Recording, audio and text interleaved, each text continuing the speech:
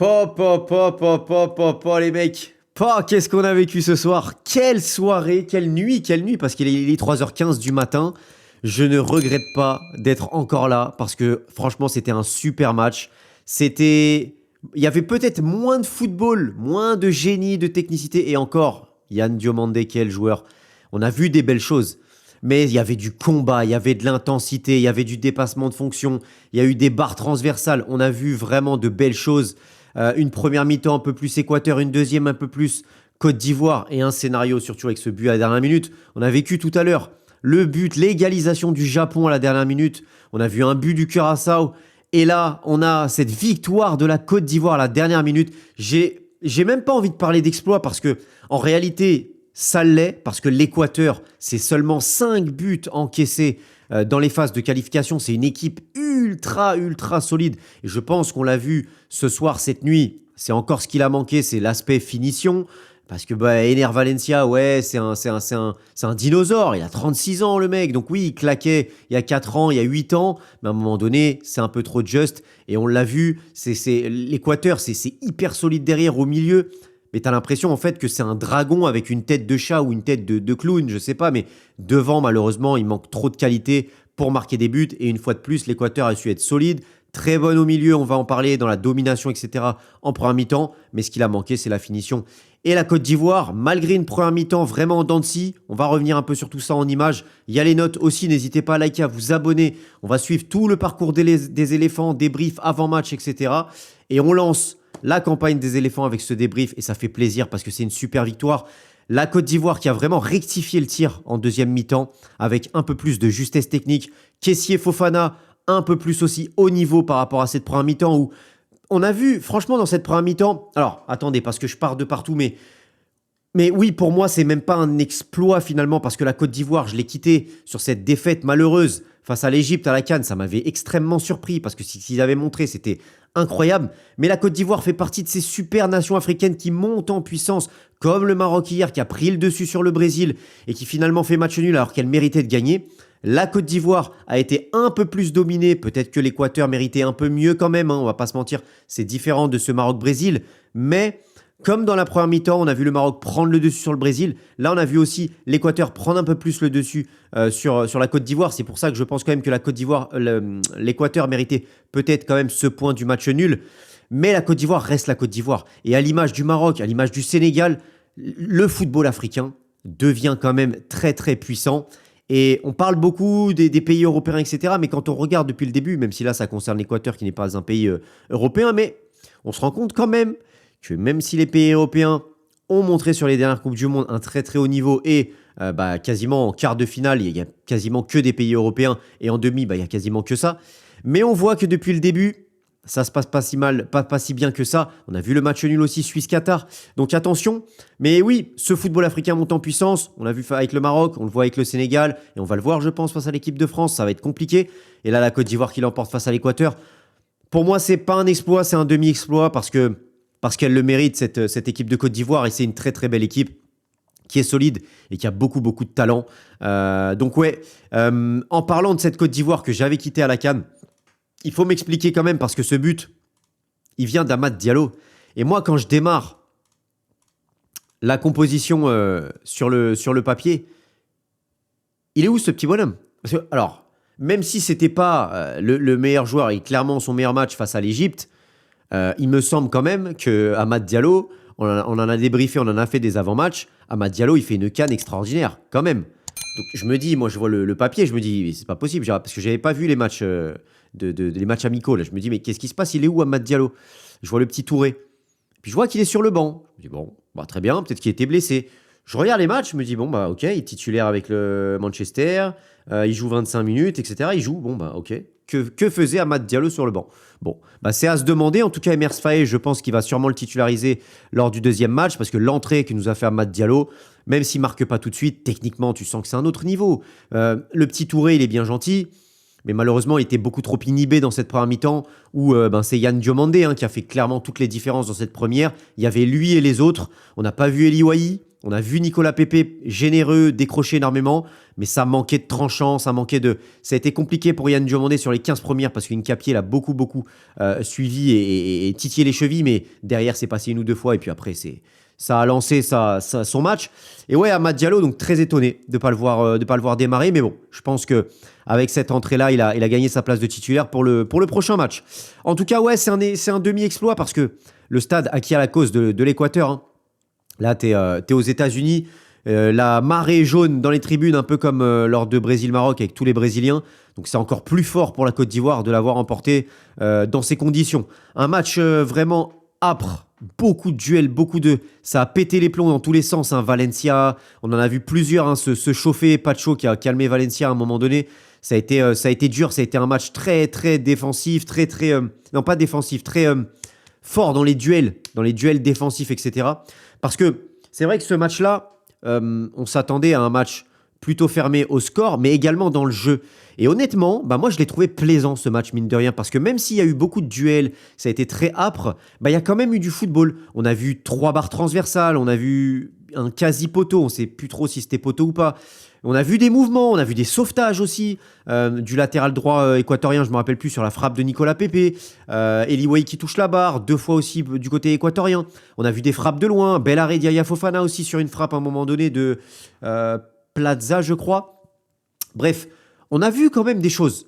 Donc même si il y avait beaucoup de duels, c'était très intensif, et que c'est quand même 2 équipes très solides, et puis c'est quand même un match de la peur, faut le dire, parce que on est face à 2 équipes qui jouent la 2e place, parce que l'Allemagne est le grand favori de ce groupe. Et en fait, ce match-là, il fallait surtout pas le perdre, parce que avec ce match nul, s'il y avait eu match nul, tu sortais avec surqualifié quasiment, parce que tu étais dans les meilleurs 3e, parce que la Côte d'Ivoire et l'Équateur, normalement, vont battre le Curaçao. Donc ça veut dire que s'ils faisaient match nul, avec la victoire face au Curaçao, ça faisait 4 points. Donc, 4 points, tu es assuré d'être dans les meilleurs 3e. Donc là, ils ont quand même pris des risques, je trouve, que sur la Côte d'Ivoire et l'Équateur. Et c'est ça qui était intéressant dans ce match, c'est que malgré l'enjeu, ils ont été chercher des buts. Et il y a finalement la Côte d'Ivoire qui a été récompensée. Mais c'est cool parce que ce match n'aurait pas mérité un 0-0, même si sur le papier, on s'est dit ça va être un match nul, un 0-0 ce match-là. Ouais, Yann Diomandé qui a été pas mal muselé. Alors, ici... Ouais, qui a été pas mal muselé par Hincapié. Hein. On voit Hincapié qui le suit beaucoup. Et surtout, ce que je voulais mettre en lumière ici, c'est Nicolas Pepe qui jouait vraiment en électron libre sur la feuille de match. Je crois qu'il est ailier droit, pardon. Et il était en fait derrière Wai, il était en électron libre. Il a beaucoup décroché. Il a été volontaire, beaucoup de courses. Mais malheureusement, on ne l'a pas assez trouvé. Et je pense que surtout avec sa qualité technique, sa qualité de vitesse aussi, où là, il va faire un super appel, un gros démarrage. Appel contre appel, hop, il va prendre et il est servi dans la profondeur. Mais voilà, défensivement, c'est costaud côté équatorien. Il y a cette frappe ici qui passe au-dessus, qui passe sur... Pardon, oh là. Ouais, il est 3h du matin, excusez-moi, il est 3h30. Oui, et donc là, on peut voir ici, là, c'est sur la barre. Et Yann Diomandé ici, qui est bien serré par Hincapié, qui avait clairement la consigne de le suivre. Sauf que ça a marché pendant 15 minutes. Mais dès qu'il a pu passer une ou 2 fois, après, c'était fini pour Hincapié. Et Yann Diomandé lui a fait l'amour. La seule occasion ivoirienne qui a vraiment eu un match compliqué sur le début de match, sur les 15 premières, c'est celle-ci. On ne sait pas trop si c'est une frappe ou un centre, mais ça passe juste à côté. Et ici, c'est quoi? Ici, c'est... Oui, putain, cette frappe. Ici, ça me rappelle Moussiala. C'est Diomandé qui le sert. Diomandé, ça y est, qui a pris la dimension du truc et qui sert donc Eliwai, qui va croiser. Et ici, je crois que c'est Moussiala qui a la même face au Curaçao et qui marque tout de suite en croisant. C'est dommage parce que là, il taupe sa frappe et au final, elle est dans le gardien. Mais il y avait largement mieux à faire pour Eliwai. Il me semble que c'est quasiment la seule situation où on a vu Eliwai, donc c'est dommage. Match dur. Là, on voit Wilfried Singo qui a fait un match exceptionnel sur Valencia. Ça va se chauffer. Et c'est Pacho qui va venir calmer Valencia. D'ailleurs, là, encore une fois, barre transversale ici. Ça a été... Ouais, ils ont manqué de réussite, vraiment. Là, cette action, elle est magnifique. Et là, l'enroulé, hop, sur la barre transversale. Franchement, ils méritaient mieux dans cette première. Et la Côte d'Ivoire a été vraiment dedans, notamment ses milieux de terrain. Notamment Fofana et Kessié, sur cette première mi-temps, qui ont été vraiment en dessous. Lui et Agbadou, Ghislain Conan aussi, ces 4-là, même Guéladoué un petit peu en dessous, mais Globalement, ces 4-là, surtout techniquement, ont été en dessous parce que du mal à ressortir les ballons, du mal à contrôler, à se mettre dans le sens du jeu. Et ce manque de justesse technique a permis à l'Équateur de récupérer beaucoup de ballons hauts, dangereux, et de se créer ce genre de situation. Donc ouais, en dessous, il y a eu des frappes totalement ratées de la part de Fofana aussi. Et surtout à retardement. Kessié et Fofana ont pris carton jaune dans la première mi-temps. Ils sortaient tout le temps à retardement, là où Caicedo a été hyper fort et hyper juste. Donc ouais, il y a eu clairement un gap, là où du coup l'Équateur a eu plus de maîtrise, plus de ballons dangereux récupérés et a été moins inquiété. Mais ils ont su rectifier le tir en deuxième et c'est le plus important. Avant de revenir sur les images, je voulais regarder 2-3 trucs en stats quand même. Hop. Parce que ouais, il y a eu quand même 15 tirs ici, 12 tirs ici, 37 touches dans la surface adverse côté ivoirien.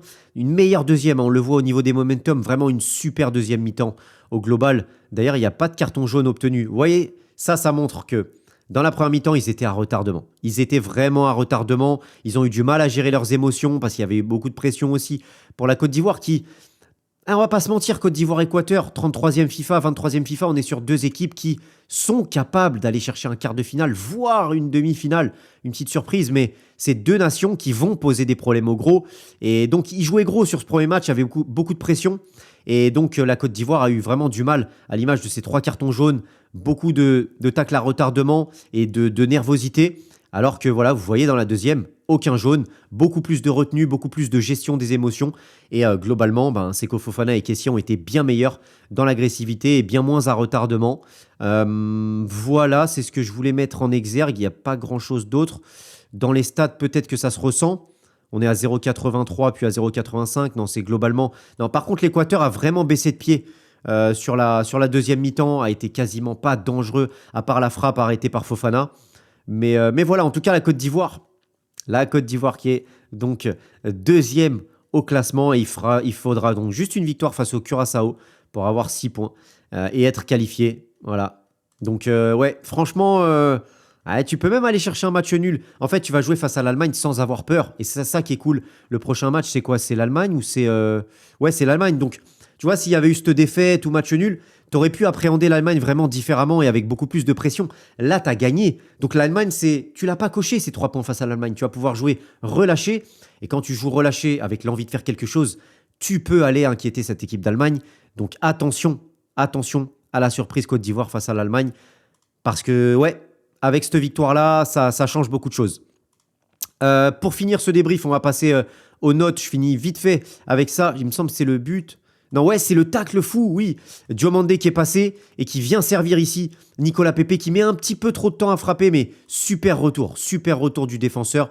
Mais ouais, globalement, là on voit le tacle à retardement. Globalement, il y a une meilleure première période de l'Équateur. Très en retard, les Ivoiriens, notamment au milieu. Et se rater, c'est dommage sur la barre. Mais bonne deuxième mi-temps, bonne entame de deuxième. Avec la barre d'Eliwaï, avec la frappe ici de Fofana, des ballons récupérés haut. On voit une vraie bonne entame de deuxième qui va lancer tout ça. Et Diomandé, inarrêtable. Diomandé qui a fait un super match là, qui passe entre 2 joueurs, qui a le contre favorable et qui frappe au-dessus. Dommage, manque de lucidité sur la fin. Mais ouais, à part cette frappe-là, ici, de Plaza, la Côte d'Ivoire n'a pas été inquiétée dans la deuxième. Et l'Équateur a perdu le fil. Et surtout, la Côte d'Ivoire à élever le niveau de jeu, à élever le niveau technique, le niveau d'intensité, et bien plus au niveau de ce match. Et pour moi ici, Wilfried Singo, c'est la signature de son match XXL, qu'il a fait un match, mais punaise, Wilfried Singo, mais... Oh là là là là là là, mais le match défensif, la sérénité, les duels gagnés, les sorties de balles, et là, mon pote, ce qu'il te fait, à la 90e, et la lucidité pour donner le ballon parfait à Amad... Oh là là là là là là. Et la finition d'Amad, magnifique. Bah ouais, game changer. C'est pas Eliwaï, avec tout le respect, mais magnifique.